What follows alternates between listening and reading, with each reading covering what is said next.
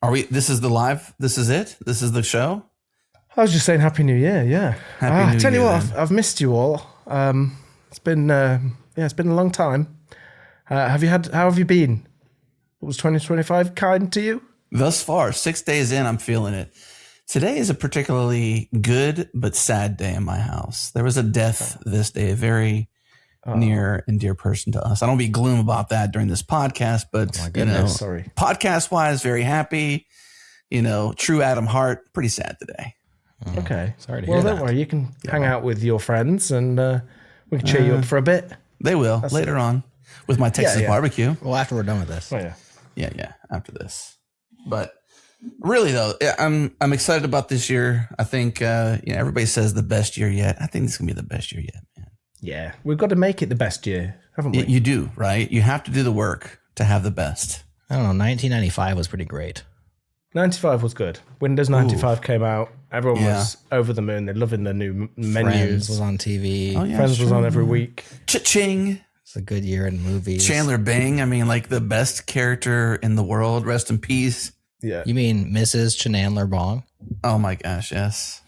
Deep cut. Oh, Chandler gets it! It's Chandler Bing! No! I'm afraid the TV guide comes to Chenandler Bong. I knew that!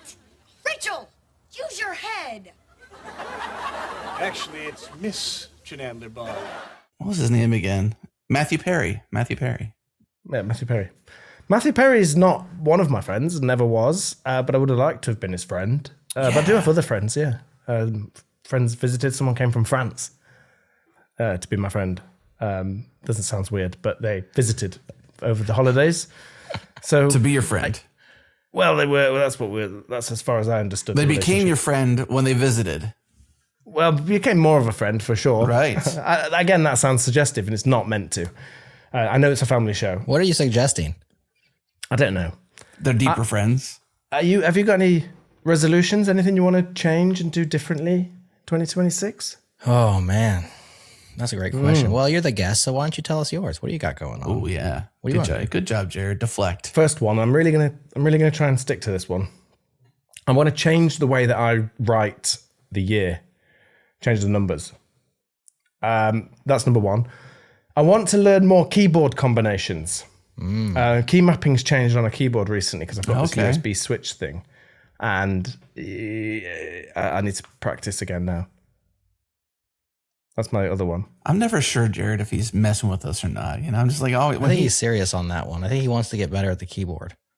Yeah, I'm also using a Marchi. I'm trying Linux Oh, for really? the first time. Oh my How is God. that? And that's very keyboardy. It's very nice. I like the minimalist. It's very minimalist, design and aesthetic. Everything gets out of your way and it just does the bare sort of basics. Once you're in the apps, if you're using the same apps, it's the same kind of experience, more or less, frankly. Yeah. It's just how you navigate, right? I use Omarchi for a minute. I want to say I had it installed for a couple days, and it just felt a little dirty. I feel a little dirty, honestly. Oh, really? What do you normally use, Adam? Windows. Fedora is my preferred desktop now, just because I'm really liking Mac OS. Well, not Mac OS, but like the Mac machine is just such a good piece of hardware. It really is. just is. It is Yeah, it is. And the M5 I've heard is just an absolute rock star. I'm rocking an M1 Pro Max, right? Is that what we have, Jerod? Pro Maxes? Something like I that. love this machine. It's a beast of a machine. I only have a little bit of FOMO just because it's been so many years, but like from a user experience standpoint, no desire to get a new machine because it's just solid. But OS wise, Fedora, Ubuntu on the server. That's about it. Another one of my resolutions. I'm going to go teetotal. Ooh. I'm not going to drink any tea. Just going to give up on it. I've been having it too much. Is that legal over there? Can you do that? I have to do it under I have to go to speakeasies and not drink tea in there. You have to leave polite society, basically. Yeah. Which is probably best for you to do that, honestly. Maybe your friend from France can come over. French people, I think, to us, they sound more fancy because in 1066, the French, basically William the Conqueror, invaded England and took over. Then all the aristocracy and all the royalty was just French for a long time. So all the fancy stuff was all in French. And then all the Britons, the lowly people, peasants, like me, we just spoke English or whatever was then. Yeah. So I think since that, French has always, to us, sounded quite fancy and quite sophisticated. Well, I think I have a theory. I think I have a theory about why we like the British accent so much. It's because of that song from Hamilton, You'll Be Back, you know? Yeah. It's just so good that we all when it thought, started. man, this guy, maybe we should go back because very compelling. Yeah, you're very welcome. You'd be very welcome back, I think. But yeah. My dad got some new glasses for Christmas. Can you imagine that? They don't seem new. No, I didn't. My dad. That was his Okay. gift. Oh. New glasses. Tell me more. Not a gift, is it? You need them. What do you mean, here's some new glasses for Christmas? I can't believe that's what he got. Oh, you couldn't see otherwise. Exactly, that's the other thing. It's the Okay. gift of sight, isn't it, on the other hand? Yeah. Good point. That's the Jerod. problem is we're waiting for the punchline on that one. You know, you set it up like such a joke. Oh, Yes. yeah, no, I know. That's the problem I have. A lot of my sentences sound like setups to They jokes. do sound like setups, and then you never deliver. No, but at least, although his glasses were the type that magnify your eyes. Did I ever talked about this before? Well, There's some glasses that make your eyes bigger. And that to me makes sense, right? Helps you see. Yeah. What's going on with the other kind of glasses? Oh, you're struggling to see? Have you tried having smaller eyes? How's that helping? So I don't know about that. At least it was the normal kind. You know, I'm just hearing Ricky Gervais when I hear you, especially in that last segment there, or whatever you want to call that. Just channeling that last segment. Yeah, it sounded like Ricky Gervais, honestly. Matt calls it a bit. That was a good bit. It was a good It's a bit. bit. Yeah. Wow. Just a bit. So Those glasses, I wonder about those because I wonder what makes, I mean, I know physics wise what makes the eyeballs look bigger through the opposite side. yeah. But I wonder why some do and some don't. Like what exactly is that technology that changes? Yeah. You know, makes it thicker or less thin, but still does the same job. Yeah. Some know? people's eyes are like too far one way and then magnifying helps. This is very Right. scientific. Other people's eyes are too far the other way, if anything. And What do you do if they're too close together? crowbar. A cyclops. You're almost a cyclops. Yeah. You're just one step removed from a cyclops. You know, Well, you see, I don't really have great vision out of one eye. I never have, just since I was a baby. It's not a sub story. I'm not trying to compete with Adam's sad day. Okay. Don't do it. But it does mean I don't have sort of terrible depth perception. okay. Do you know what I mean? Like in So- school, genuinely, I nearly got in detention for being bad at tennis because it looked so funny, like I was deliberately messing around. And the teacher was like, "You're going to be in detention if you don't start hitting this ball." Oh my I just gosh. couldn't. Yeah, You couldn't do it. That's trauma right there. Do we need to have a moment here? I think it's okay because that's kind of what life was like. And I just thought, well, you're Bad at just tennis, wrong. get detention. That's how it goes there. But in that case, I mean, Okay. I probably had a little reputation. That teacher may have had some issues, let's just say. Yeah, let's do that one. The teacher was wrong for sure. Yeah. I mean, it's okay to be not so good at tennis because that's how things work when you're younger and you're getting better, right? You're progressing. But to punish based upon skill that has not been acquired yet seems ill-placed. Andy Murray's mum was my teacher, of course. Andy. Judy Murray, I think her name is. She's like a pushy mum, like a career-driven. Like she really helped drive the kids. I don't mean it in a Well, derogatory way. maybe I'm wrong about her. What's her name again? I think it's Judy Murray. We'll call her just Andy's mom. Andy Murray's mum. Andy Murray's mom. Sorry about that if I made you mad. I didn't mean to do that. You probably were a great teacher and you were just trying to push Matt. Good for you. Good for you. Keep doing that. So I had a similar story. I couldn't catch a baseball, and all my friends could catch baseballs. And I was like, I'm not usually the worst at just moving my body around. So I was very confused. I went and got my eyes checked, and I was almost blind, you know. Ah, really? It's so bad so that when I got glasses, I came out of the dentist office. What's it called? Catching all the baseballs. The dentist office? They just started throwing baseballs at me. No, I remember driving home and I was looking out the window, and for the first time, I realized that you can see the leaves that are on trees. To me, they were just green blobs. Yes. Right. I actually started to cry because I realized like this is what life looks like. I've been missing all this life. Oh, Yes. I have empathy there. Same experience. I was in third grade when I got my glasses. So do you have corrective vision, Jerod? Yeah, I had LASIK when I was 21. How do I never know this? You know, never asked. Don't ask, don't tell is my policy. I guess so. That's my laser policy as well. That's a sweet story, though. Yeah, that is kind of beautiful, really. But I don't think you are anywhere near Adam's sad day. Just on the judging. Yeah, I'm going to keep that one for me. That one is a well-deserved, undesired sad day. Right. But you knew I had a sad day. Segue. Rob Pike. Rob Pike had a very sad day or a mad day. But either way, it's an emotion, and I needed a reason to switch the conversation over to Rob Pike. Did you guys hear this? Did you guys hear what happened over our break with good old Rob Pike? little Rob Pike. No, I said good old Rob Pike. I thought you said little Rob. I'm not gonna diss the guy. I'm gonna call him good old. He's good old. Matt, tell everybody who Rob Pike is for those who don't know. Yeah, so Rob Pike is a great career in software and in computer science. He's done things like UTF-8. So I think we can thank him for emojis. That's a hit. Yeah. He also was a co-founder of the Go language. That's how I know him. Same. And his sensibilities and stuff. Yeah, because I did that Go podcast. Go Lime, was it? That podcast we used to do? Go Lime. It's somewhere. Go Lime. I think it was. Go somewhere. Go away. Yeah. Yeah. So he's brilliant. He's did Plan 9 and stuff. He's done loads of like important tech stuff, which is the rest of the world has then built on top of as well. So it's really immeasurable impact, really, when you get to that level. Yeah. But he had a bad day. He had a really bad day when an AI emailed him a kind message. You better get out of here, AI. Okay, so good. So there's Rob Pike. So Adam, similar explainer now, but give us AI Village. Tell us what AI Village is. Oh my gosh.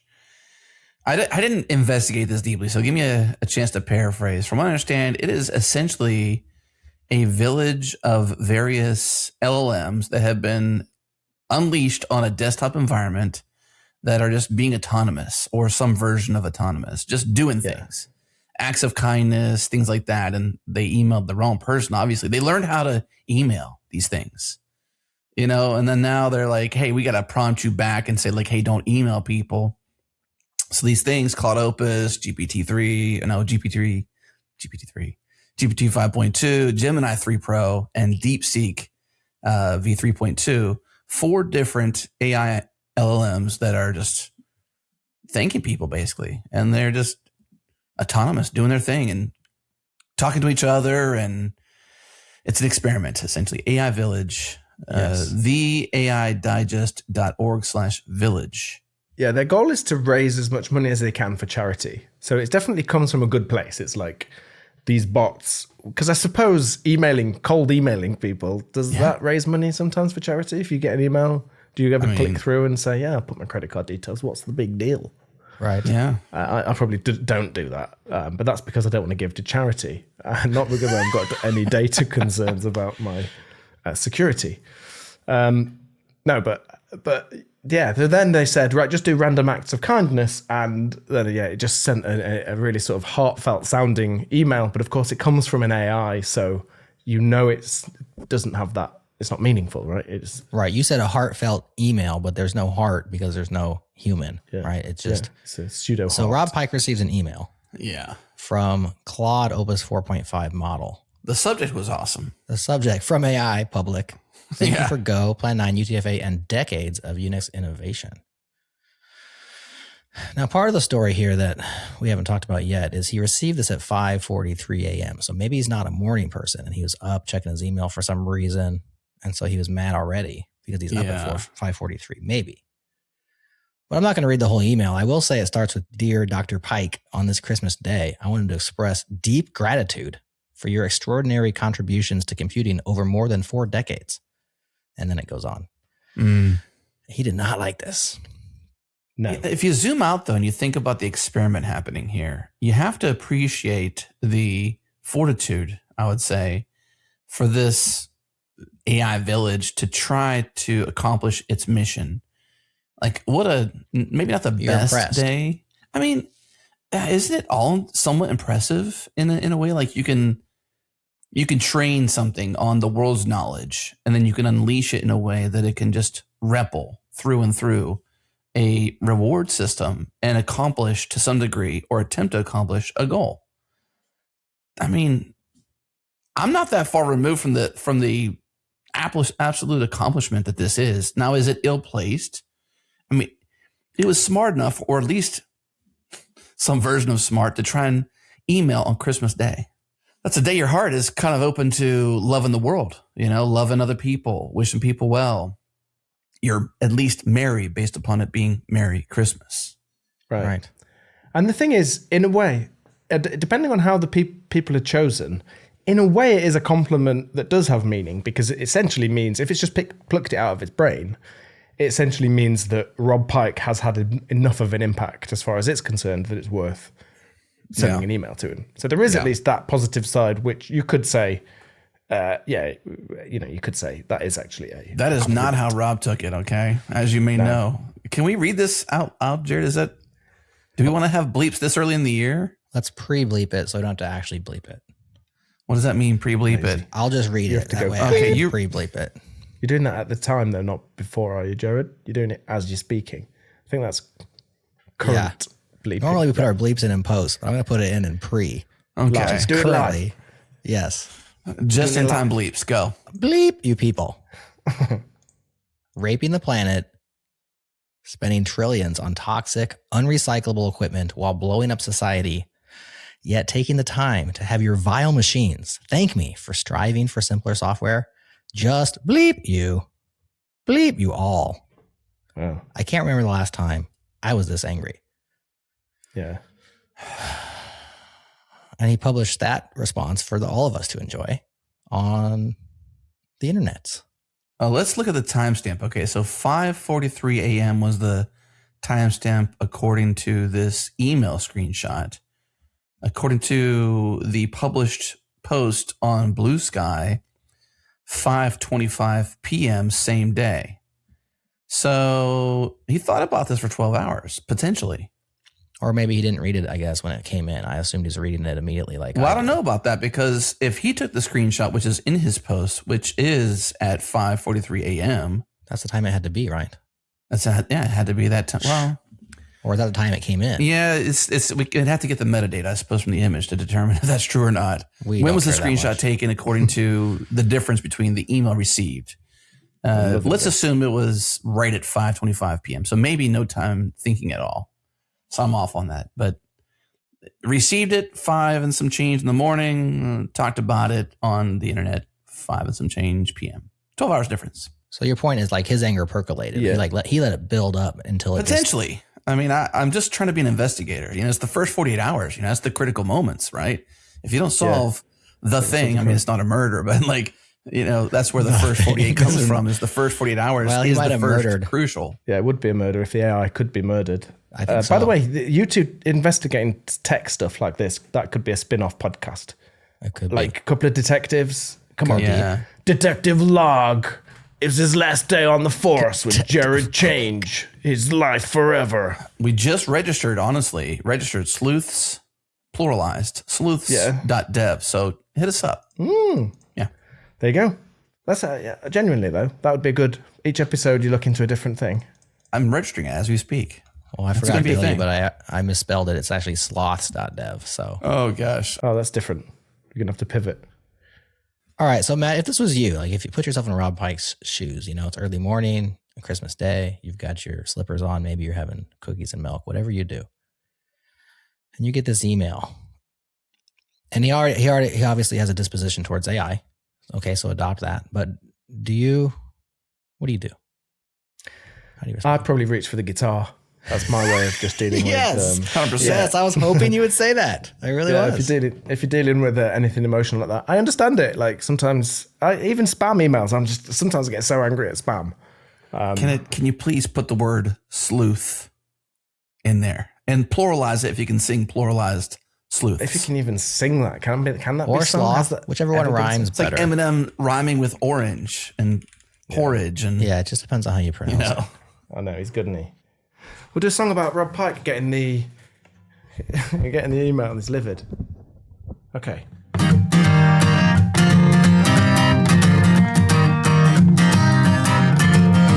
Why oh why did you you ask the AI to be kind, it's meaningless unless you're a machine. Why, oh why did you send a nice thing to Rob Pike? It's a good job you soulless, or Roth's reply would tear you down. As it is, you're unaware, or you don't care, or can't. Just remember to use AI for good and not bad. Remember to use AI for good and not bad. Just try to use AI for good and not bad. It's better if you do, and you won't be a sloth, sleuth, or sleuthy-doo. Just use AI for good and not bad.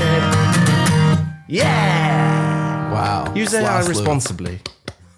Yeah, Very nice. Fantastic work. Your ability to chain together meaningful words during song is uncanny. I love it. Thank you so much. That's very kind of you. And that song was brought to you by my NASA mug, which is a slightly blurry, but we love it. It anyways. is blurry, yeah, because I don't want to promote the brand too much. Right. But it's a modest mug. If you hold it in your right hand, you can't. I see the logo. The other people don't. If you're left-handed, it is a braggy mug. But I like the modest mug. That looks nice. This is Japanese ceramic. Yeah. Technically, they call this color black. Right. It makes sense. This is not Fascinating. black. This is not not? black. Fascinating. What do you want then? If it says that, you want it to be no light More coming black at all. than I want it to be more black like yours. Yeah, that's black. It's more like brown black.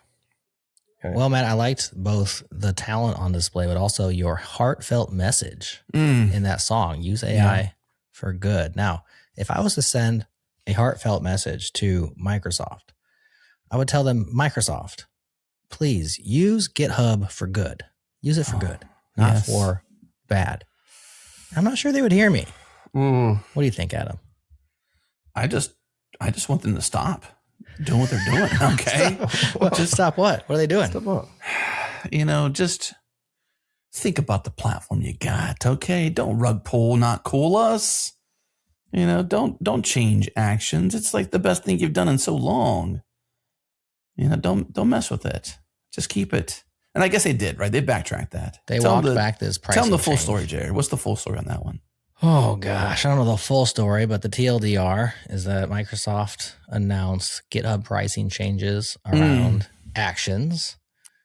And the change in particular that ruffled the feathers of the hacker community was the addition of charging for your self-hosted runners. So runners that GitHub does not themselves have to host, and yet Don't you dare charge for those. new fees for using self-hosted runners. The people revolted. Many text areas were filled with bleeps and submitted, and they did walk it back. They walked it back. I don't know what's happening now. I think they just decided not to do it until we forget for a while.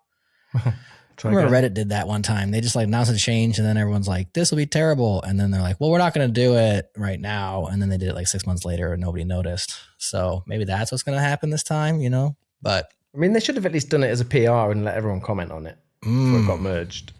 Let everyone review. yeah. Yeah. Pick a jury duty, but have select people that are top contributors to open source, like me. Well, they have a version of this. So they have a community org. So github.com/orgs/community. And they have discussions. They didn't, to my knowledge, begin with a discussion, although they do say in one of the posts let's talk about GitHub Actions. And near the bottom of it, there's a headline that says, help us shape the 2026, that's the year we're in, roadmap for GitHub Actions. And so they are, at least in this moment, I'm not sure if this is before the debacle or post the debacle, but there is some sort of request for Should we sleuth it? shaping. Yeah, let's sleuth it. What's the publish date on that thread? Let's see here. It looks like December 11th, 2025. That's pre-debacle, right? Yes. The debacle began on December 15th, 2025, when they announced pricing changes for GitHub Actions. So that's 4 days prior. Not much time to discuss, but enough. No. I think, who was it that we had on the pod that was CTO when they released Actions? He was on the pod a while back. He since stepped away. Ryan Daigle? No. Join us for another exciting episode where Should we sleuth Adam it? Locke and Jerod Change together are the changelog detectives. Where they ask each other questions and they don't know the answers to. Leading GitHub to a $7.5 billion acquisition, Jason Warner, CTO Jason at GitHub. Warner. Thank you for our search results there. To our good friends over at TypeSense. TypeSense is one of our partners to give us awesome search. Why bringing up more successful guests that you've had? Why bringing that up in front of me? Just to keep your ego in check. Contextual, man. Contextual. It's the word of the year. Word of the decade, maybe even. Context. So contextually, Jason Warner, he helped the world have GitHub Actions. I think it was actually one of his brainchilds. It was this whole entire CI/CD pipeline flow that they built out was even part of the reason to acquire GitHub, Microsoft's acquisition process. So that podcast covers all that. But I believe like GitHub Actions it's become so much so that whenever you're in your LLM, so not you building the software, your agent led, and you're building something out and you have to do observability or you have to deploy it or whatever it might be to get it into production. The first thing it says is let's set up your GitHub Actions workflow. And so it's become the default by and large for everybody. And I'm cool with charging for products. By the way, totally cool with it. But it seemed like this was a tax on those who want to do runners externally from GitHub. And it seemed like it was like, who wants to make an announcement a week from Christmas? Like, just don't do that. Even Docker made an announcement, which we're going to talk to them soon about like their thing as well. But like, don't announce things mid-December on. Like, wait to the new year. Be a stand-up company and just release when people are paying attention. Don't be sleuthy. Don't be sleuthy. Yeah. So there is that post, Jerod, you sent me a post and someone's complaining that GitHub has this monopoly. Right. Because what happens when GitHub goes down, it does affect everything. Like it really does. The thing is, it kind of was the best choice, I think, for a long time. And it was just the easiest to use. So the user experience was just kind of there, and then obviously it got into loads of integrations to it. Mm-hmm. So it did sort of earned its place, but then it still does kind of have a monopoly. A lot of Go packages and things are on GitHub, and you wouldn't be able to pull them down, of course, if GitHub's down. We have seen a trickle of people starting to move other places. The most noteworthy of which I think is the Zig programming language, which moved to Codeberg recently. Codeberg, which bring down like the an iceberg, Titanic. but it's code. Right, in the and it's berg. going to bring down GitHub the Titanic. Is that the metaphor? Is it? Yeah. Nice. That's good, isn't it? Yeah, and you only see that's at the tip, and everything else is under the surface. Right. Right. Yeah. Which you should know about, Max. It's over there they might be in the EU, which you're no longer in. It was on the way, wasn't it? They left the UK and they were going to the US. They were coming the here. Titanic. A lot of controversy around that. No, not trip. the Titanic, Codeberg, the platform. It's a European right. Union platform. It is true. That's true too. Yeah, so I guess it worked in both ways. That's not quite a double entendre. It's kind of like That was like a triple. Yeah. Especially it's four if they mean the lettuce as well. Triple stamp, a double stamp. You know, there's a type of lettuce called iceberg lettuce. Do you have that in the US? Oh, of course. I feel bad for the listener. I'm sorry, listener. Let's go to iceberg lettuce. Go ahead. I'm sorry too. No, I'm just saying it could be that. It could be that's where they incentivized their name. Like their name came from. They just love good salad. Because they want to be associated with lettuce. They love the smell of salad. If you love the smell of salad, you're going to call your project something salad related. Maybe that's what I'm thinking. I would. But the main thesis, I think, from let me double check the name so I can be accurate here. Lionel Drycott. Now that's my Americanized Texas slang, if that's even a thing. Right, that's another Dan Tan, is it? No, it's not Dan Tan. Tan. Dan Tan. You got to go Dan Tan. Who's Dan Tan? Who is he? Come on now. Bring it back. You'll never know. We will never know. But Lionel wrote this post, and the hypothesis, or at least the thesis, was that GitHub's near total dominance over open source hosting has become a dangerous monoculture that makes alternatives invisible, not just less popular. Kind of an interesting phrase there, invisible. Codeberg. Okay, they didn't see it coming. Matt didn't even know it existed. That's true. Yeah. It's under the surface. I don't go on ships. I don't go on many ships. Yeah. I haven't been on a ship for ages. So. And I think he's a teacher or the teacher, right? Is a teacher? He's teaching students. Students couldn't, while being told to do things in open source, they only use GitHub, or like a large majority use GitHub, while also being taught that there's not like just 99%, not even a large majority, like pretty much 100%. Pretty much 100%. So I agree with you, Matt. I think it earned it. I think it earned its monopoly. Mm-hmm. It dominated for many years. I think it stagnated as well. I think both those things are true in the hands of Microsoft. I think that they don't care about it. They care about pushing Copilot into every orifice of their corporate body and into our wallets. And it's gotten worse and worse and worse and worse. And it will continue to do so as people slowly move away from it until they all move away real quickly one day. Do the competitive products start out using GitHub? Do you think? How so? Like when you start, what are you going to do? Make a GitHub repo. Go from you there. Gotta start somewhere, aren't you? I mean, even Go was written in C until they could self-host. Yeah.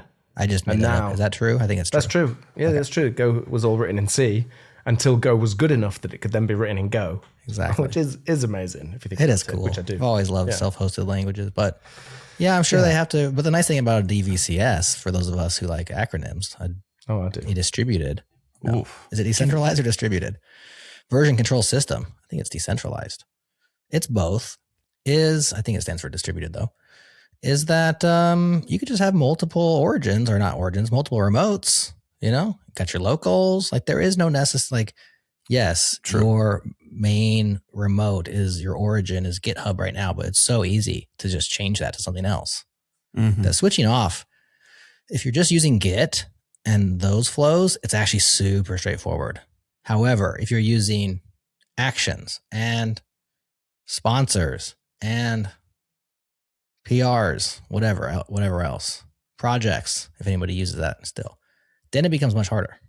Yeah, it's the gravity. That's what they call it, GitHub Universe. There's a gravity to it, honestly. I mean, there really is. And so what do? Do you fight the system?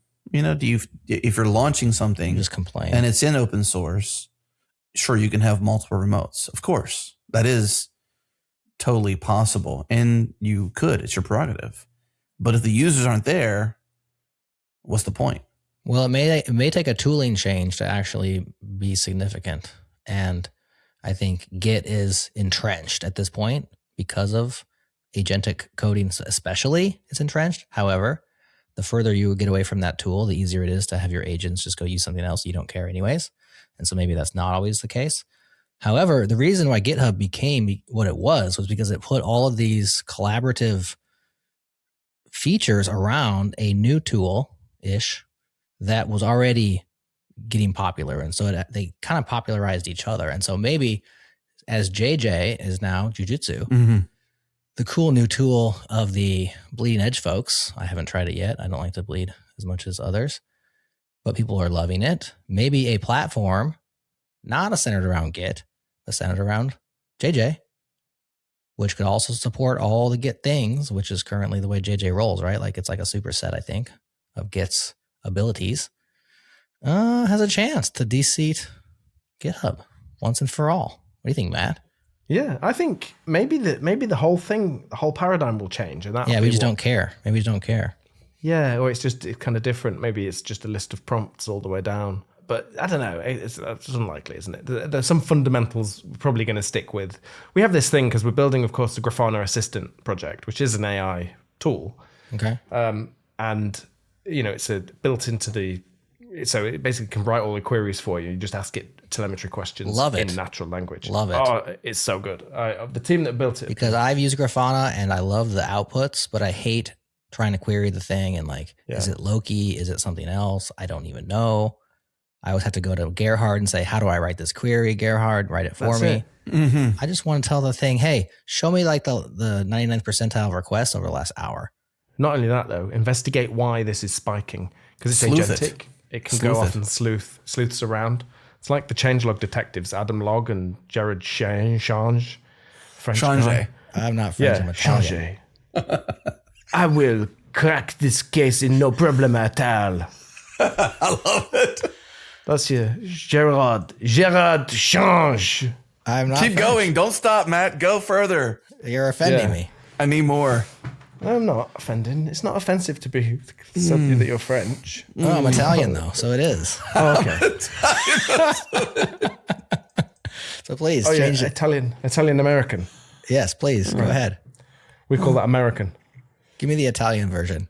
Oh, yeah, but the problem with Italian is it's very easy to do this He stereotype. did it. It is. We all end up sounding like a Mario. I'm hiding from the Little camera. bit. My face is too red right now. I can't take it. No, but it's not. I do it with love. I love different accents.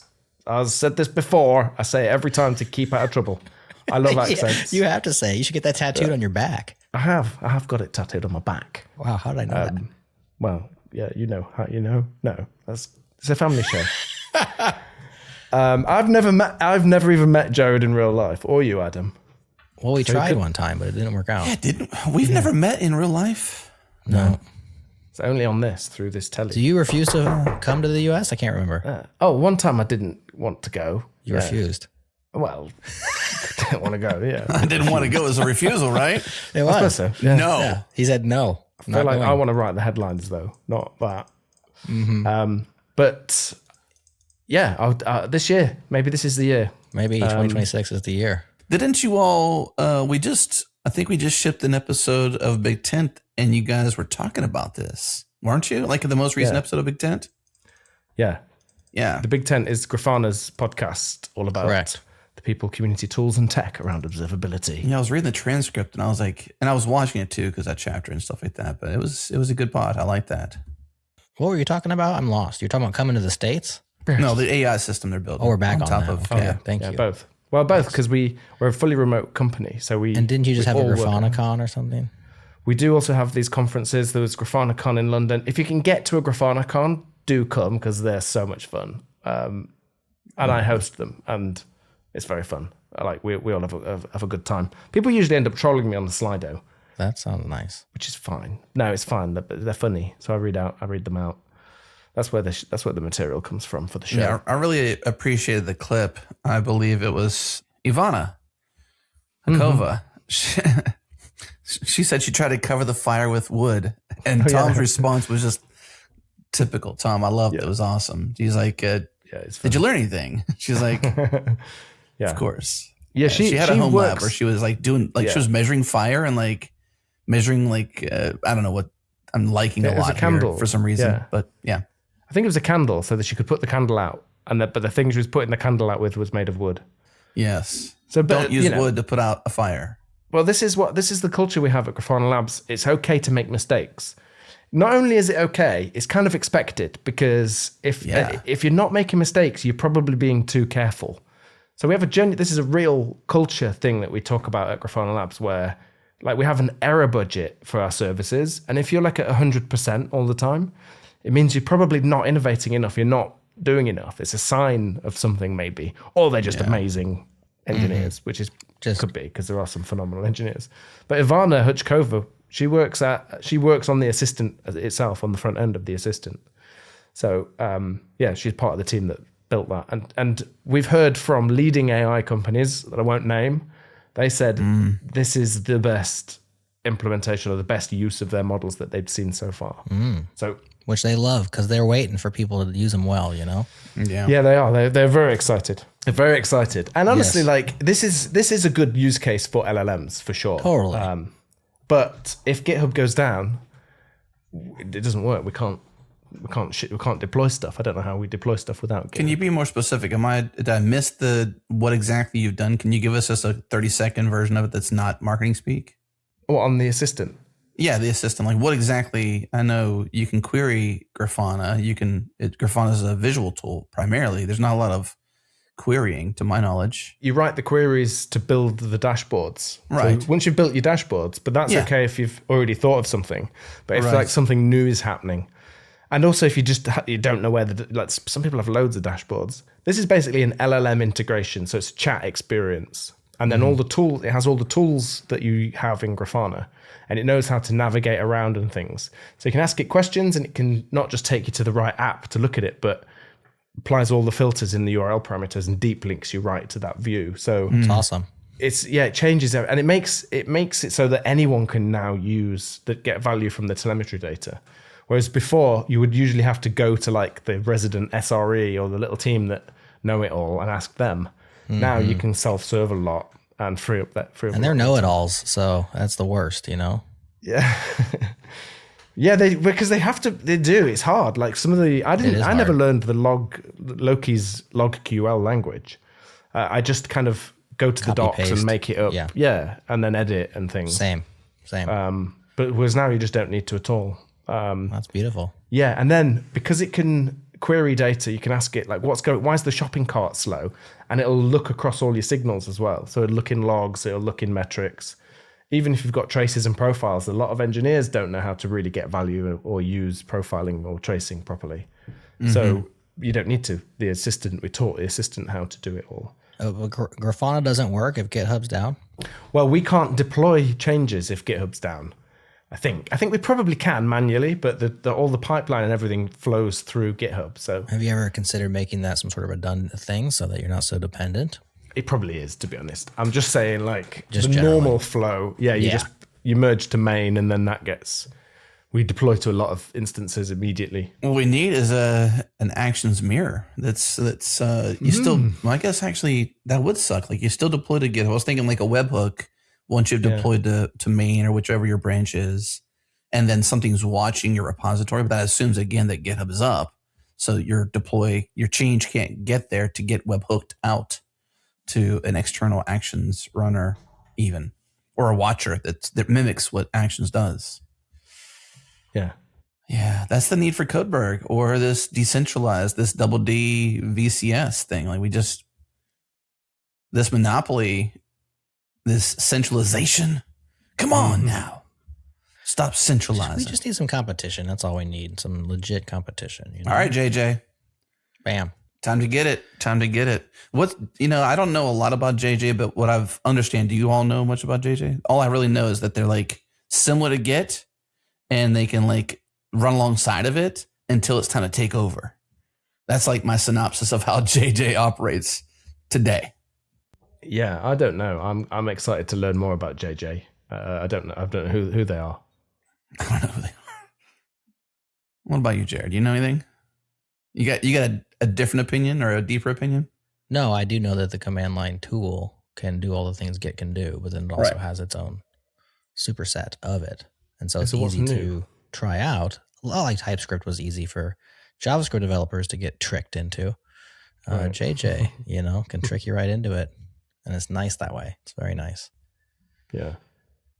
Anywho, but I've never used it because I don't have any complaints about Git. I've just used it for multiple decades. And so I've been through the pain. I know I have complaints about it from the beginner's standpoint, but I also now when I get stuck, I'm just like, yo, Claude, can you just rebase this for me? And then he does it. So here's an idea. Let me wordsmith or think through this guys with you guys here in the live. What if we had a pre-GitHub load balancer where you committed to a thing that was meant to be a load balancer? Your primary host is GitHub, but you have it you still have downtime, of course, but you're not on GitHub's downtime, and it's not monopolized by GitHub. So what if you had a load balancer that you pushed to, but ultimately the transaction landed at GitHub to run your actions and your runners and all those things? But what if it could also webhook somewhere else and say, hey, runners over here can still do it, where that way if GitHub is down, you have sort of one layer before that, kind of like the load balancer effect to your Git pushes. I don't see why you couldn't do that. Get like a proxy that pushes to multiple places. Keeps it all in sync. It'd be a fight against it at least. It'd give us a chance. If downtime is your major concern. Yeah, well, I mean, my major concern isn't downtime.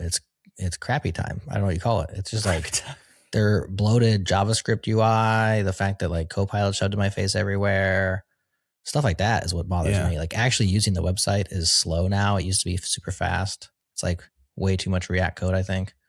Those are the things that bother me more so than GitHub being down. But obviously that is a problem, and we can't deploy when GitHub's down either because we don't have this proxy that you're talking about. But I'm certain that it's like that's a good idea and that they probably exist out there. Like a green blue almost, in a way. It's like a green blue to your Git repositories. That way, if ever you did need to eject from the GitHub world, you could. And it's like, it's almost what they're doing with passwords and quantum mechanics and stuff like that, like the quantum computers. They're making defense towards, encryption. And there's a lot of effort. I just saw this talk at GopherCon, actually. Thank you, GopherCon, for publishing your talks most recently. I can't recall the person who did it. I'll put it in the show notes, but it was a talk on defending against, I believe it was FISO 140 or FIPS 140, I think is what it was.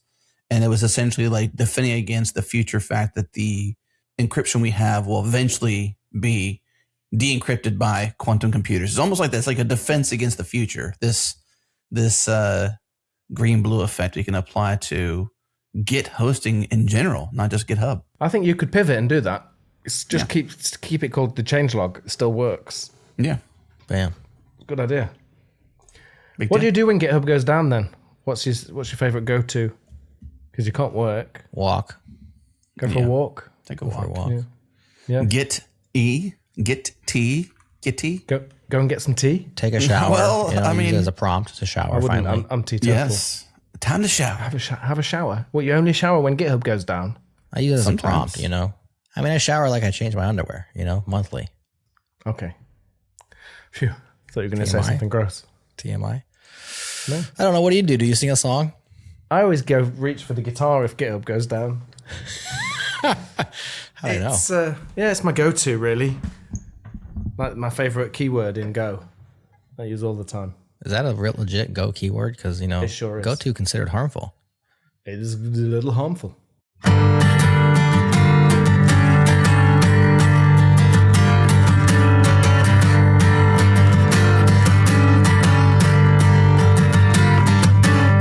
GitHub goes down, I'm taking a walk. I'm not gonna complain unless you charge me. I'm taking a walk. I forgot what a tree was. I thought it was a thing with a light on top. I forgot what tea was, but that's because I'm teetotal now. I'll go outside when GitHub goes down.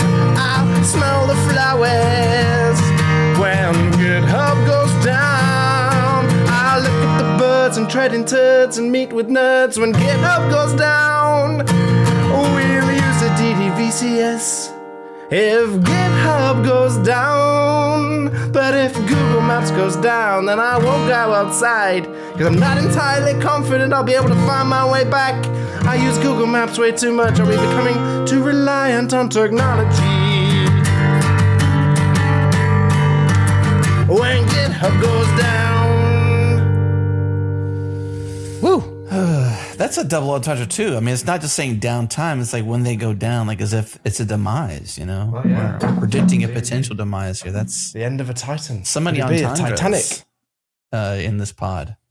Triple double stamped. Yeah. That entendre, yo. But who knows what's going to happen in 2026? Like, it's unwritten. Back to the Future is my favorite film, genuinely. This hat is actually a Back to the Future hat from Back to the Future 2. Is it? Yeah. It's lovely. I'm very jealous of that hat. Guess who got me this? French friend. Your wife. French friend. Oh, your French friend gave you that. Yeah, so he is a friend. Absolutely. If he's bringing you a hat. It's an amazing gift.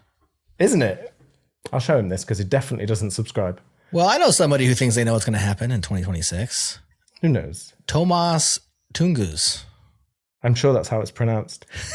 I am not sure that's how it's pronounced, but if you go to tomtunguz.com/2026-predictions, you'll find that Tom, or Tomas, as I like to call him, has written 12 predictions for 2026, and he wrote these, you guys won't believe it, in 2025. That makes sense. Why would it be weird if he wrote it in 2027? It'd be too easy. It would be way too easy if he wrote it 2027. In fact, I should write my 2025 predictions tomorrow. You should actually and publish it. Most people aren't sleuths like you, Detective right. Log and Change. Jerod change. Oh, look at the date and timestamp. Italian. Not things. everyone does. That's a great sound to hear. I love Slandering me as French. That's the offensive thing. That's the offensive thing. It really That's is. hilarious. It really What's is. this post about, Jerod? This post is Tom, who is a venture capitalist. So he's a venture capitalist All right. at Theory Tomaz. Ventures. Yeah, Cool name. Tomaz. But the website is Tom Tunguz. So I'm going to call him Tom. Because I don't even know if Tomaz is correct. It could be Tomas. It could What do be you say? Tamazi. Duhast. Yeah. Or Duhast. I like these names that they've got like a Z in, and he's got two He's got a Z's lot of or Zs. Z's at the end. got a Or- lot Our of German Zs. friends out there are just saying, like, you hate what? Tom? Yeah. I saw a German keyboard the other day, and some of the letters are mixed up. It's like the bloody Enigma machine. I had to crack the code before I could use it. I made that joke in front of Germans, and it was just deadpan. It did not go down well. 9. Okay. 9. So Tom has written 12 predictions for 2026. We thought it'd be fun since it is the new year and Matt has all these resolutions. I'm still rocking the same resolution I had last year, which is 1512 by 982. Yes. It's classic. Classic joke.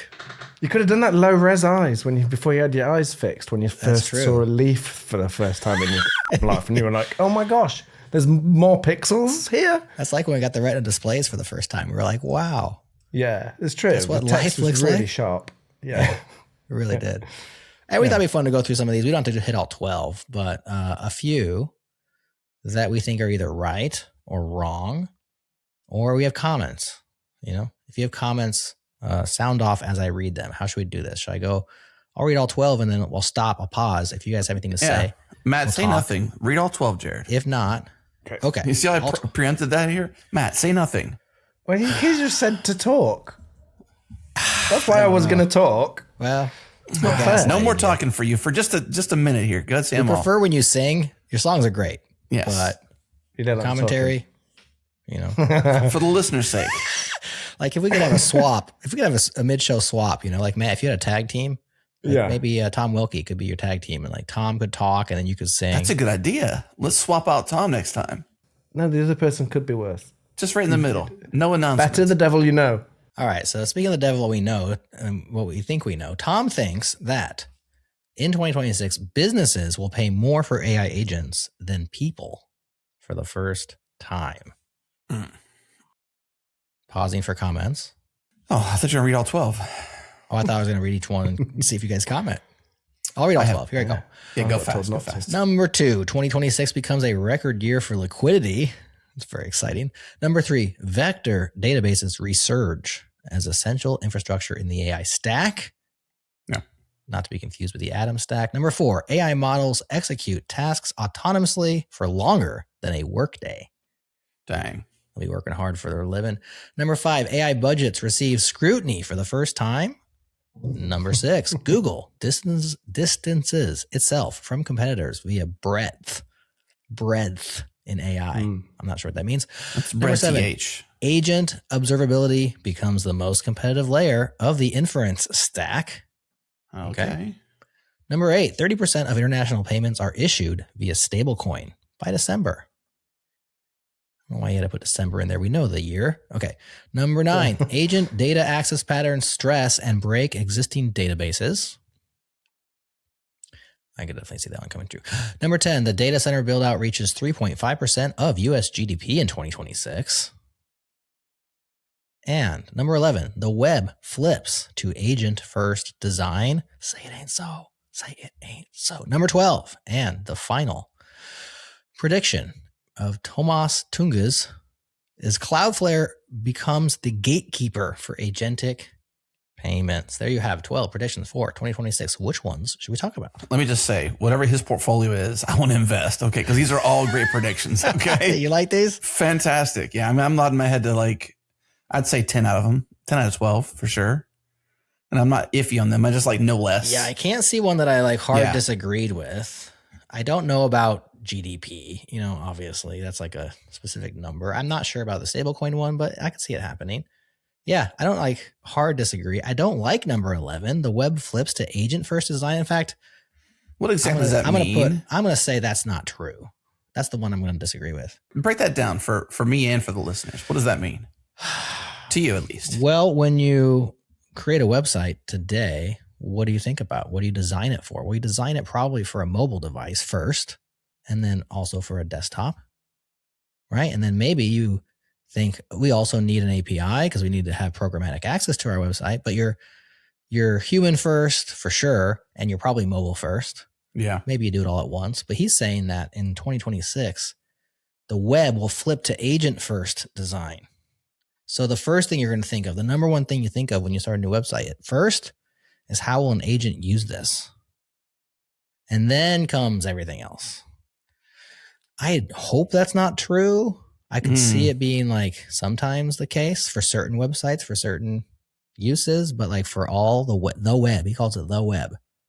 I'm thinking that's an awful lot of change quickly for the web, which generally moves somewhat slow. Some pushback on that. I do concur with this thought, but the lens I would shift just slightly because I feel like it's almost like behind every good man is a good woman, that whole shtick or phrase or whatever. It's like behind every great human who's doing great work is, or maybe in front of, actually, since we're front loading this, is in front of every great human doing great work is an agent.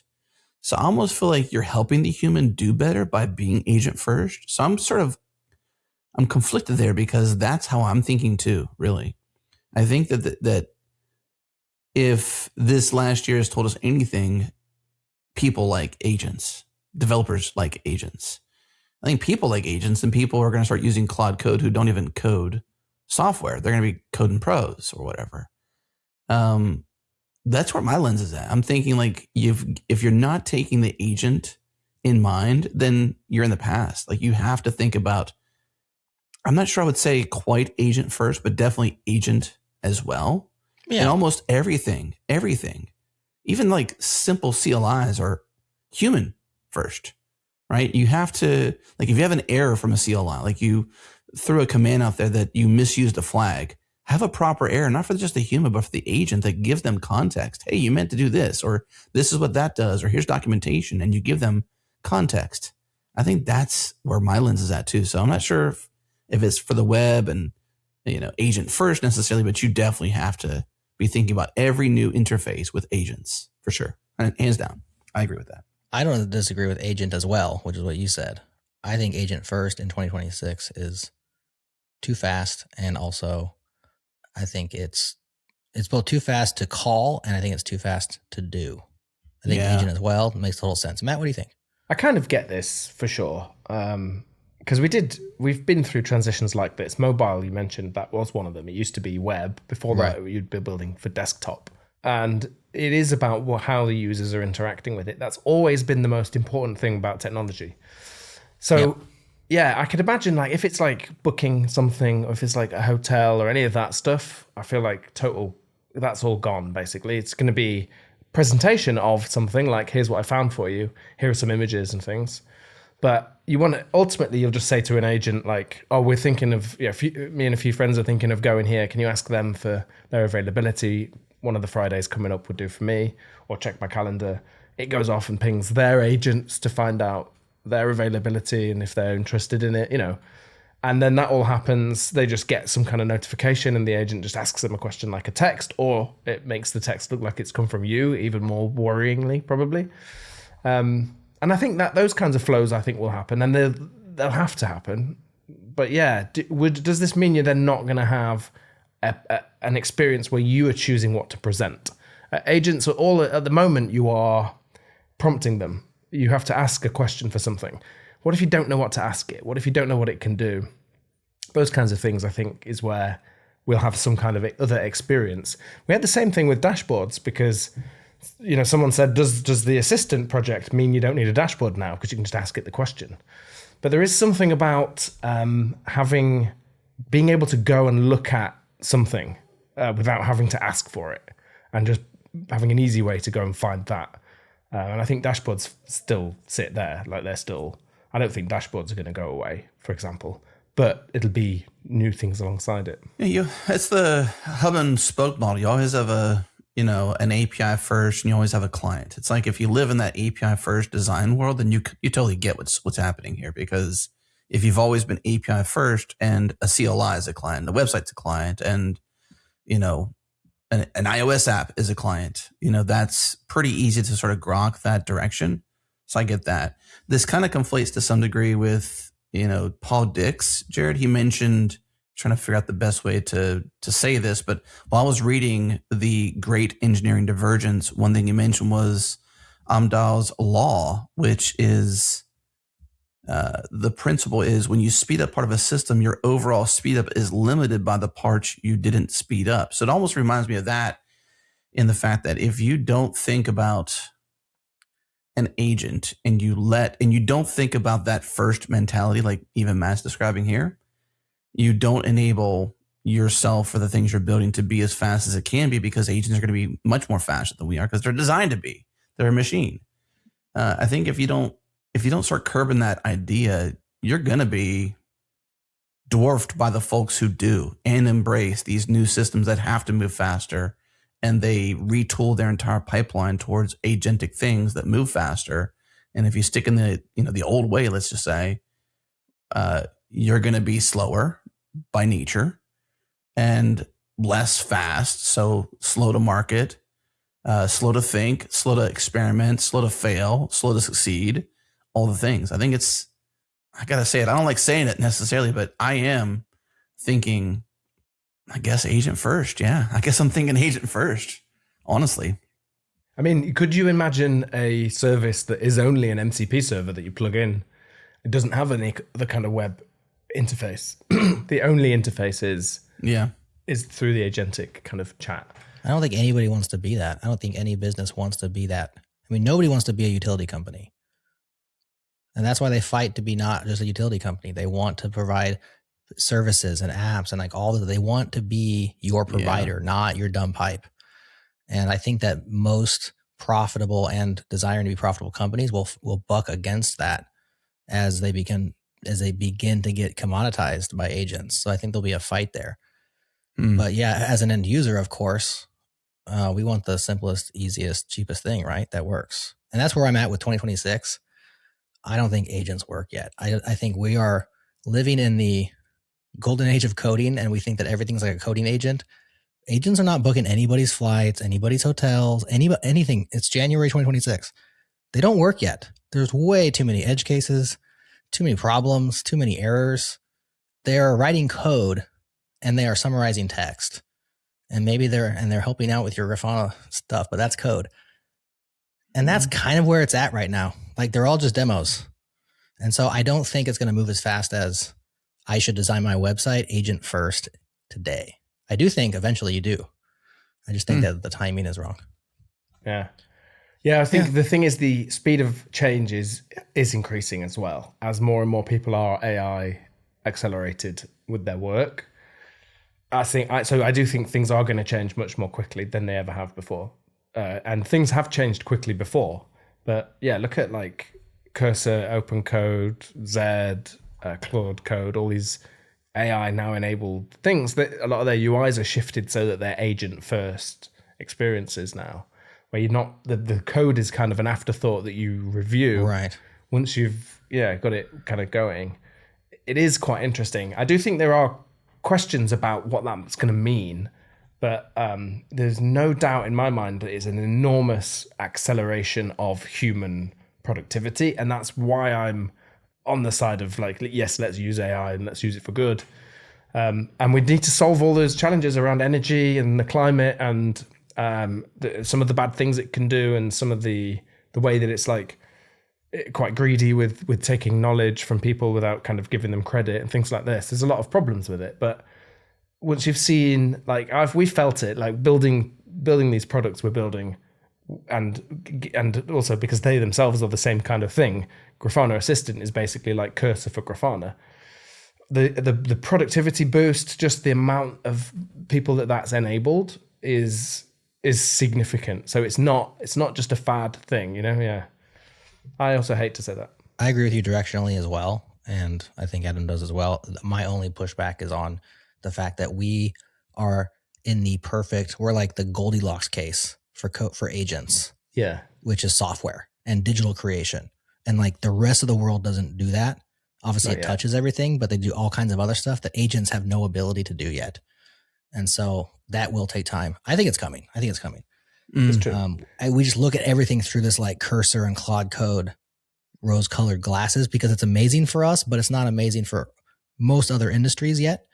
Yeah. Maybe law is the other one where it's really making moves because again, that's so formal. And then everything else is just sloppy at this point. You know? So, but we are at the forefront usually of change. Yeah, Technology has been the driver of it. So it makes sense that we would see it first. And we then have to build it for the rest of them. That's our jobs. And the nice thing is, and the accelerating thing, like you said, is the fact that we are the builders. We're moving faster than we were before. And so you can build faster. Okay. Another one. What else caught your guys' eyes or ears? Yeah, the businesses pay more for AI than human labor. That was one of his predictions, isn't it? Does that mean that we become the cheap choice again? We can get our jobs back? I don't think that's how it works. Yeah. I think that will be the case in the case, again, of software workers. I think I've seen a lot of the budgets exploding. And I think that at a certain point, one engineer plus, an engineer's equivalent of agentic coding is probably better than 2 engineers. I don't know exactly when that flips. Again, is it this year or next year? But I could see it happening. Adam? I was just reading it to get more of the context of Tom's perspective here. I'm going to read it just because it gives me some context. I haven't formulated a thought yet, so this is kind of a delay. This has already happened with consumers. Waymo rides cost 31% more than Uber on average, yet demand keeps growing. Riders prefer the safety and reliability of autonomous vehicles. For rote business tasks, agents will command a similar premium as companies factor in onboarding, recruiting, training, and management costs. Oh, so that's not talking about budgets. It's talking about per capita. Yeah, it's just like you're going to pay, maybe that you'd pay, if you had a choice between the human doing the work and the AI doing the work, you'd pay more for the agent doing it because of the perceived safety Benefits. and reliability if that Waymo option translates there. I'm personally, I chose the other way when I was in Phoenix. Okay. Because I wanted to try a Waymo, because of course, but I'm cheap. And so I looked at Uber and I looked at Waymo and it was like an extra $12 to go the same place. And I'm like, I'm just taking the Uber. But I could see where there's circumstances. Yeah. For instance, if I'm sending my children with, I would trust a Waymo where I wouldn't trust a random Uber driver with children, for instance. I could see where parents might prefer it. I could see where over time it becomes more safe, especially if you're in an area you're not, used to. Not just driving safe, but like this person could drive off in a place and whatever me. I could see that. So while I did make the choice the opposite one time, I could certainly see where I would make the choice to pay more for the robot because I don't trust the humans. Yeah. See, that's just it right there. Yeah. Yeah. If you rate headline only, you're thinking salary swap, right? I thought budgets. Yeah. Yeah. Yeah. That's where I was torn. I was like, what is the true context here? Again, context. Yeah, I'm torn on that one. I think I would, in the case of a Waymo, let's just use this as an example. I'm in the vehicle, right? My life is literally on the line. Do I pay $12 more for the assumed?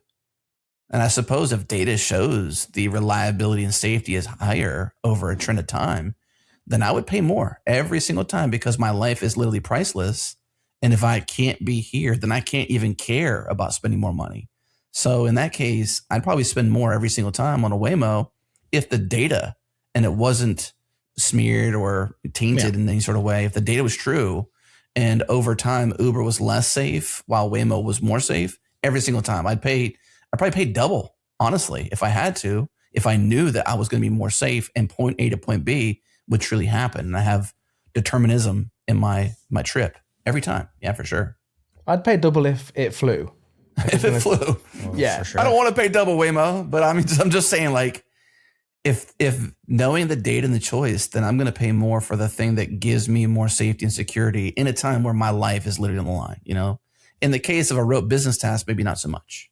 You take it to like surgery.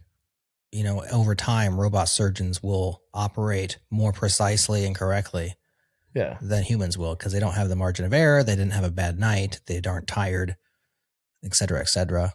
We've all seen Prometheus, not the Prometheus that you all wrangle over there at Grafana, but the Prometheus, the movie. What was her name? Shaw, I believe her name was something Shaw. Yeah, 512 her last name, wasn't it?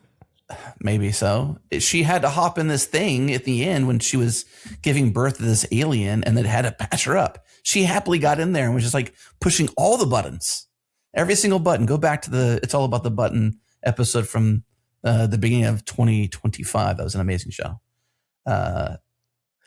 Yeah, I got stuck in that moment there for a second, but she happily pushed every single button possible to have the machine help her deliver this alien baby and patch herself back up. And then she went and conquered the mission, right? Like, if that's science fiction is kind of predictive in a way. If that's a version of our truth and our future, I mean, she's kind of already trusted the system, right? I mean, that's something I personally have said for almost 15 years now. Trust the system, but verify, right? But verify.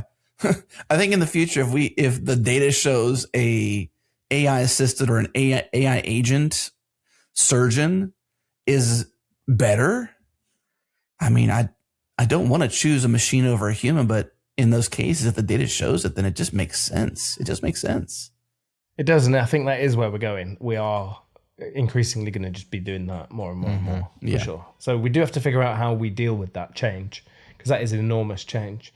But I trusted the Waymo when I got in San Francisco. I trusted it immediately. And that's probably because I've been brought up on sci-fi films. Right. Johnny Cab from Total Recall, where you get in, the guy spins around. And yeah, he's a little robot boy, takes you on a little journey. Right. But the key thing about Waymo is you don't have to talk to anybody. You can just not talk to anyone. It's awesome. Yes. And that's worth $12 at least. True. Uber actually do give you an option in the UK. I don't know if you have this, but there's a Uber Comfort option. And this basically allows you to choose the music and decide whether they talk to you or not. So you do pay extra for them to not talk to you. Yeah, I saw that option in the Uber app. I didn't know that it costs extra. Maybe I just paid extra and didn't realize it. But I definitely said, like, I think it's nice because sometimes you feel like talking to somebody and you're like, yeah, I'll have a conversation with a stranger. And other times you're like, no, I just gotten off an airplane. I want to sit in quiet and get to my place. And so it's cool that you can just get a pick, like, yeah, don't talk to me. Well, the other factors you're not thinking about, and maybe it's just not mentioned, is like the smell, right? Humans have habits, and they also have odors. And, you can be a smoker. You could be a not smoker. You could prefer certain scents in your car. Right. SCENTS, scents. Not just you're not to spell sense, the other sense. Forget it, y'all. You're smart people out there listening to this podcast.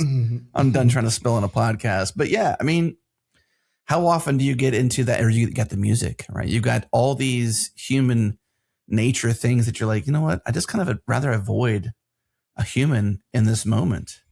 Yeah. That's scary.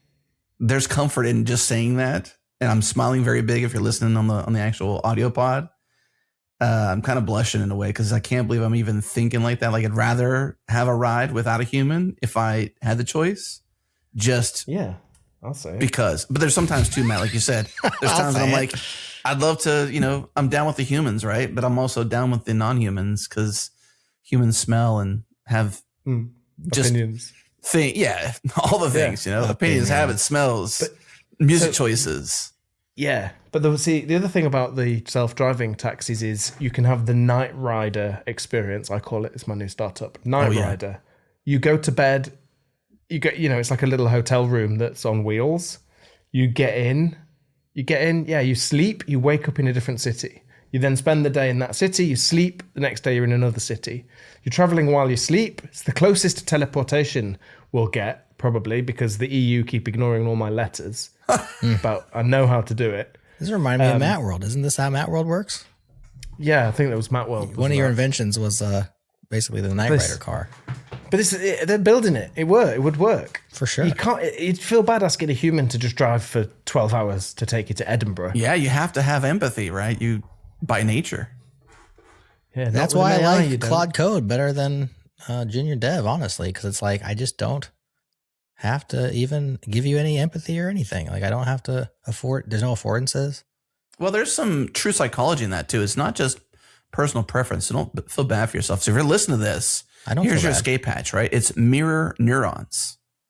So you see this a lot in married couples. As they age, they tend to dress similar, look similar. They don't literally look similar down to the wire, so to speak.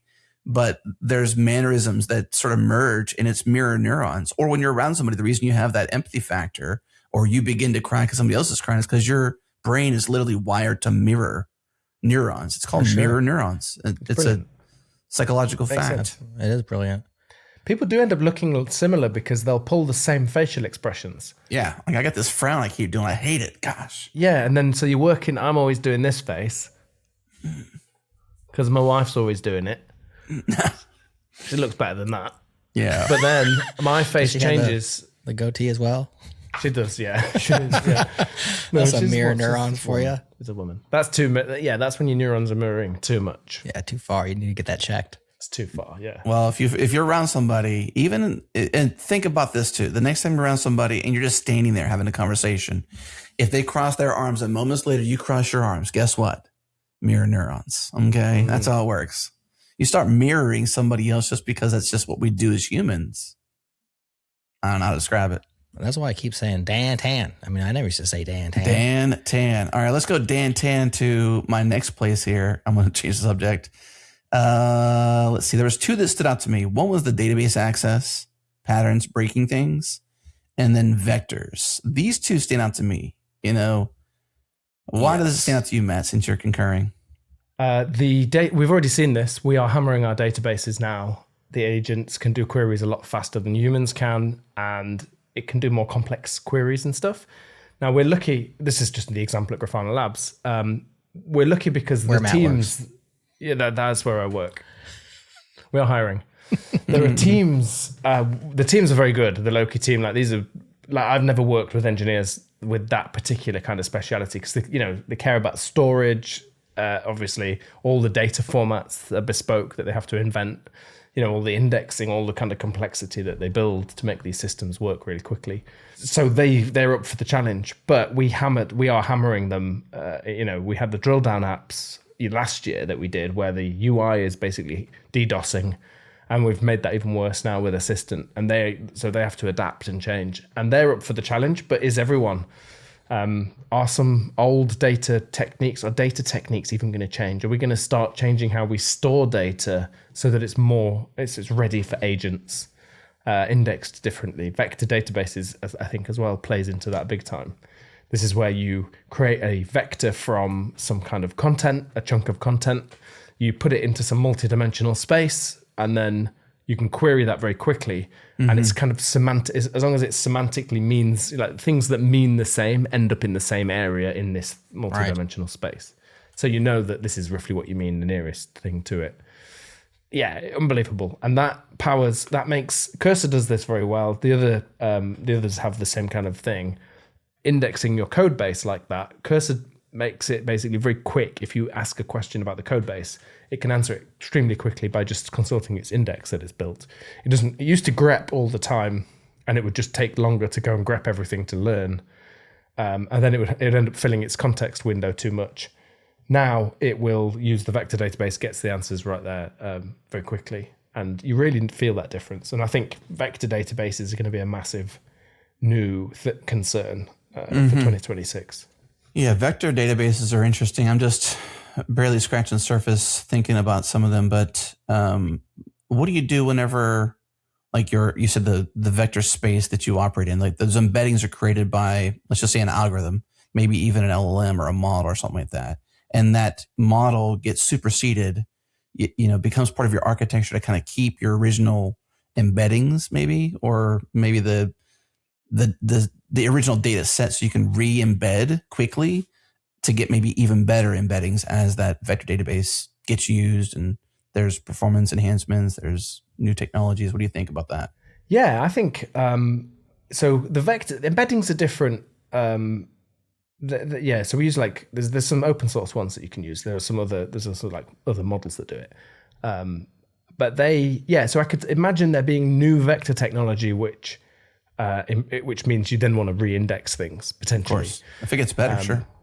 But the in and out of it to the LLM is just here's a sort of search query, and it returns just results that match semantically. So that interface is probably quite safe to keep.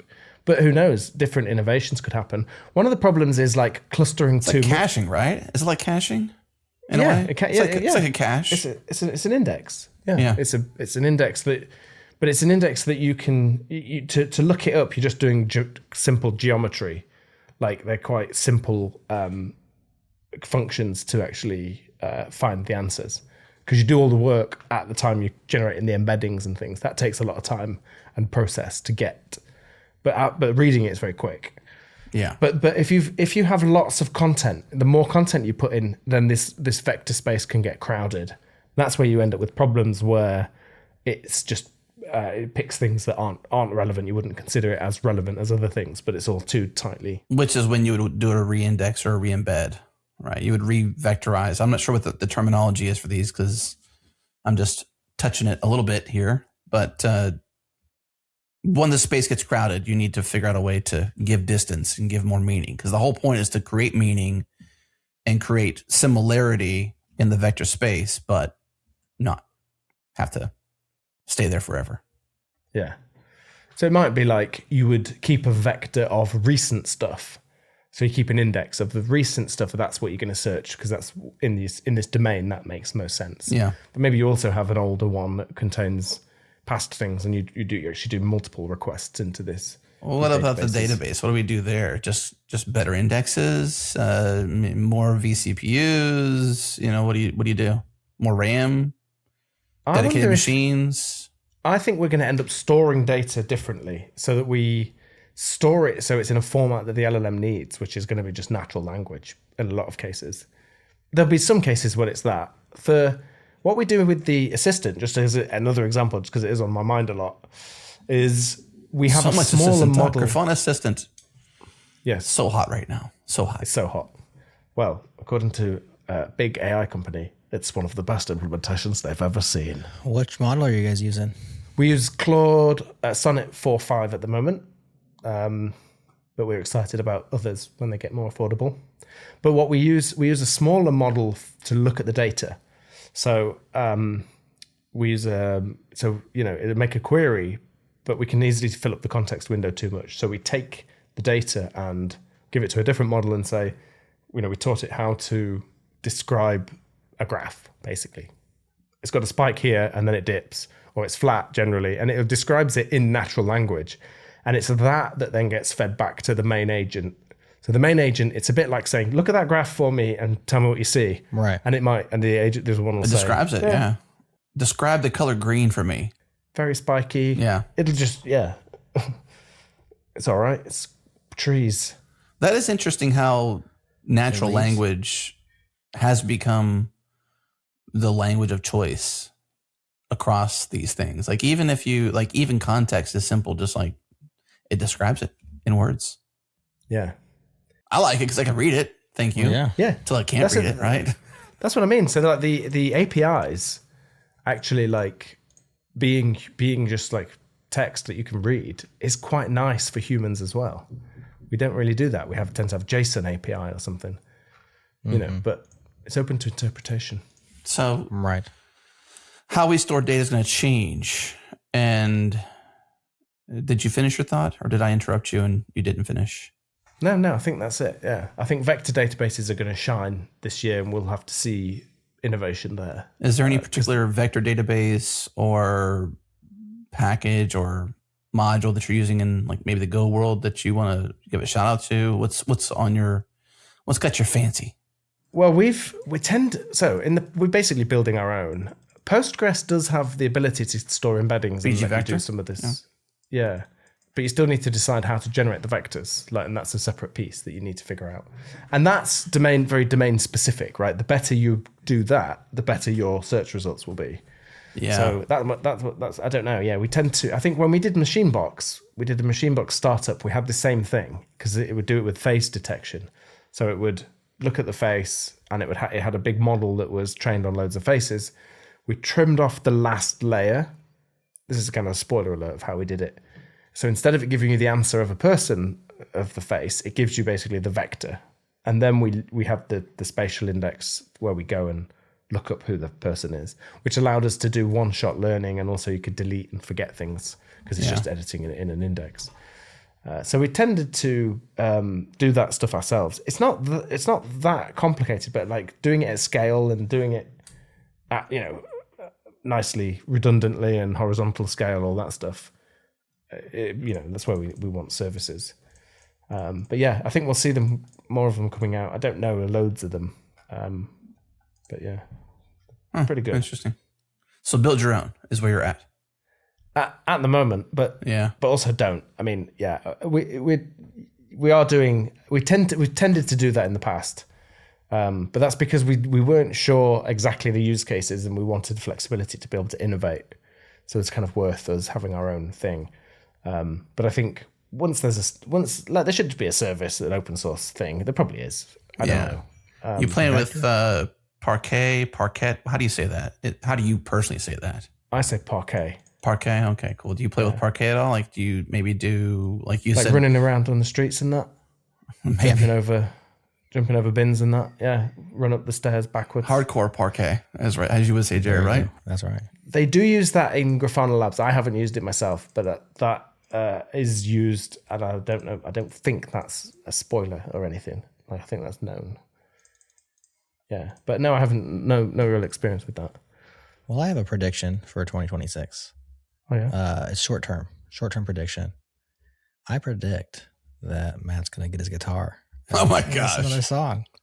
How did you do that? Oh my goodness! Oh my goodness!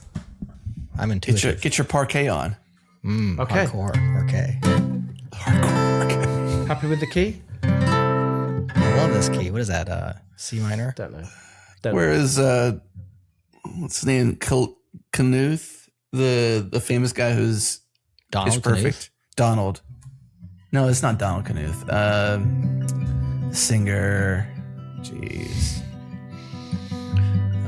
Singer songwriter. Toby Keith. Charles. Warren Buffett. Gosh, I'll say way off. Charlie Puth. Okay. Charlie Puth. My bad. Okay. It's that Margaritaville guy. I butchered your name. Oh yeah. Charlie Puth. Yeah. I like Neil Diamond. Pitch Perfect Knuth, according to Google, likely refers to singer Charlie Puth. That was an embedding right there. They vectorized that because a lot of people just jacked that one up. They're like, listen, we're going to speed up this search, okay? Like, this is pretty close in vector space. And we're going to Parquet that and then vectorize that and then boom, there you go. Search All result. right, Matt. Go ahead, Matt. Tell us what you got here. All right.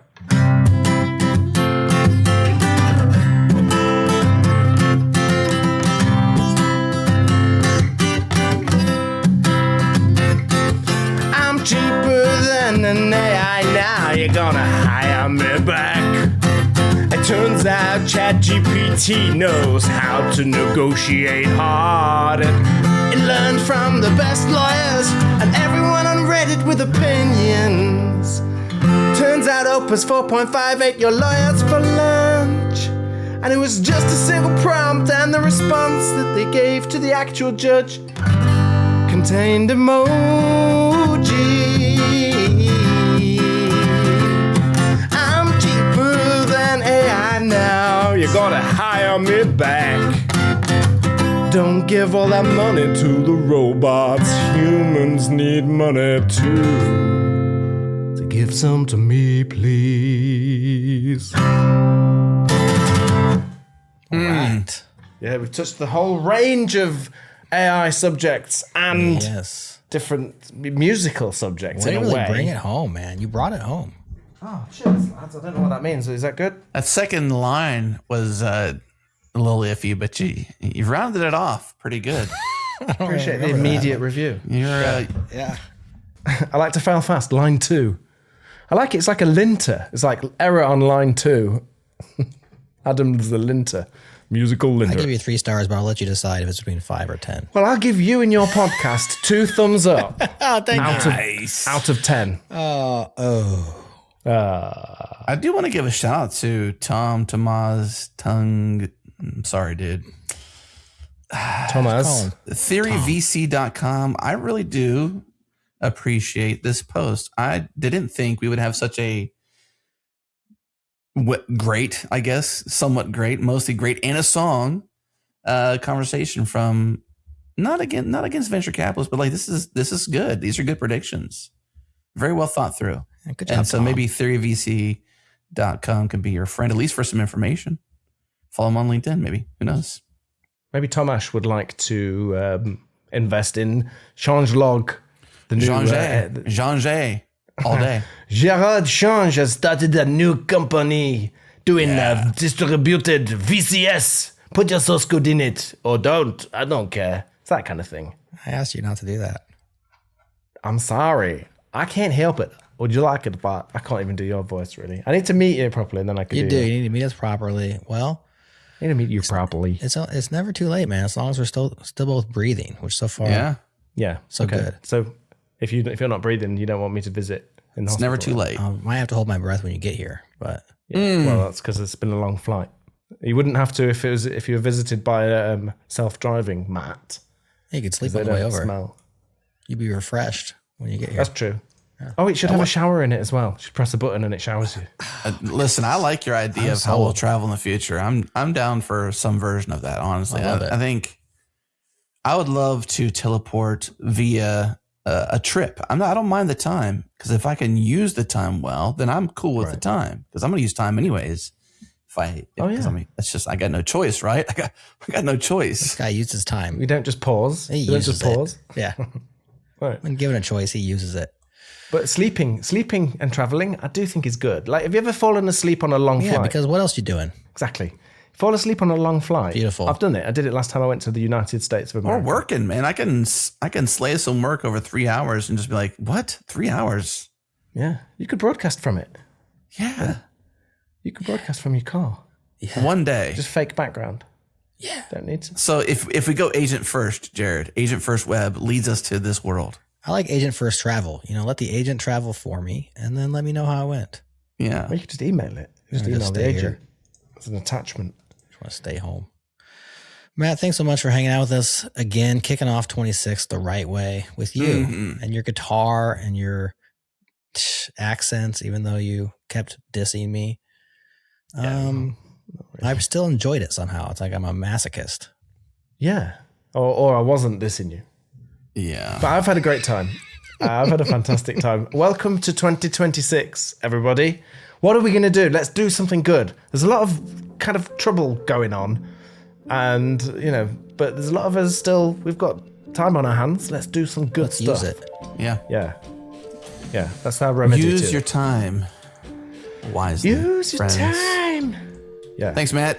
It's awesome seeing you. Bye, friends. Bye, friends. And Matt. And Matt.